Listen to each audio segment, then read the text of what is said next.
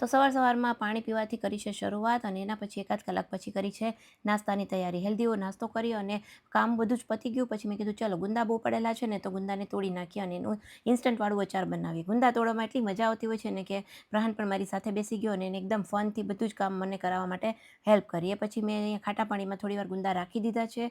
માસી અને પ્રહાનની મસ્તી બદામ તોડીને ટ્રાય કરે છે. મેં કીધું અત્યારે કાચી બદામ છે રહેવા દે, તુરી લાગશે, કડવી લાગશે. પછી એને ખાધી નહીં અને અધૂરી મને આપી દીધી એટલે મેં પણ ટ્રાય કરી. મને બી ના ભાવી પછી જવા દીધી. અહીંયા જો ગુંદા કેરીનું હમણાં અચાર બનાવી લઈશ. એ પછી લંચની તૈયારી કરી. લંચમાં બનાવવાના હતા વાડીમાંથી આવેલા રીંગણાનો ઓળો. તમારા ગામમાં કાર્પેટ વોશ કરવાના કેટલા રૂપિયા લે છે ને પ્લીઝ મને કમેન્ટ કરીને જણાવજો ને.